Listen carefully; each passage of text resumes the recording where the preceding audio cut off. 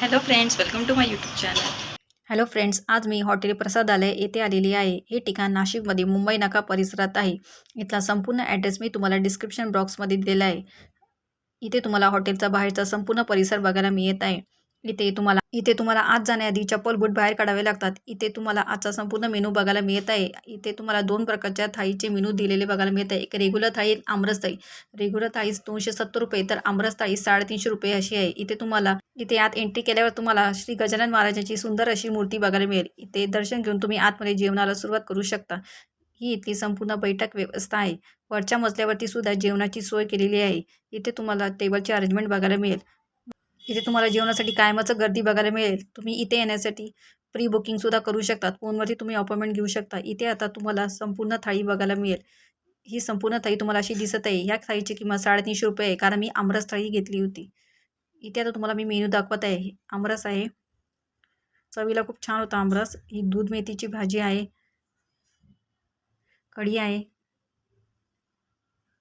पातोळ्याची भाजी.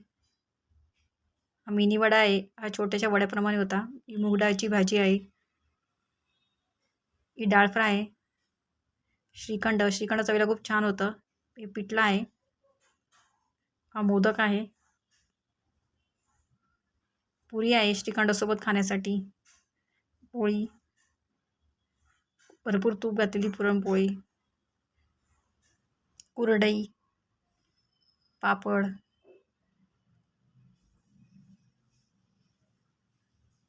हे ताक आहे. तसेच यासोबत तुम्हाला पापड चटणी आणि मिरचीचा ठेचा दिलेला आहे. आता इथे मी पिठलं खात आहे. हे पिठलं चवीला खूप छान होतं.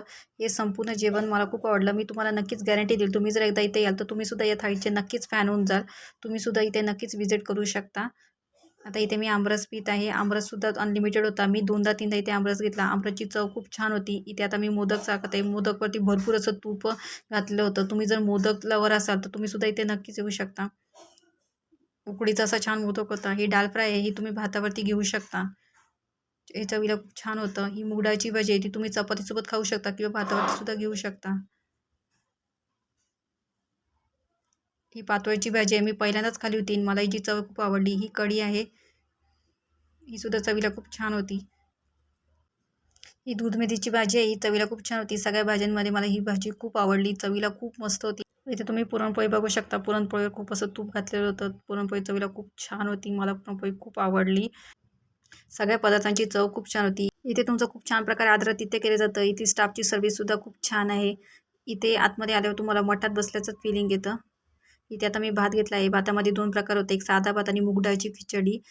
मी चव चाखण्यासाठी दोन्ही थोडं-थोडं घेतलं होतं. पण यातलं मला साधा भातच जास्त आवडला, कारण मूग डाळची खिचडी मला गोडच अशी लागत होती. त्यामुळे मला भातच आवडला. मी ते खाणं जास्त प्रेफर केलं. इथे आतमध्ये तुम्हाला गजानन महाराजांच्या सगळीकडे फ्रेम्स लावलेल्या बघायला मिळतील. तुम्ही इथे दुपारी 11:30 ते 4 वाजता, संध्याकाळी 7:30 ते 11च्या दरम्यान येऊ शकता. आणि आतमध्ये जेवायला बसलेले असताना आपल्याला छान-छान अशी देवाची गाणीसुद्धा ऐकायला मिळतात.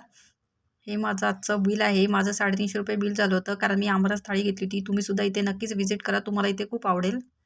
तुम्हाला जर व्हिडिओ आवडला असेल तर लाईक करा, शेअर करा आणि सबस्क्राईब करा. भेटते तुम्हाला नवीन व्हिडिओमध्ये.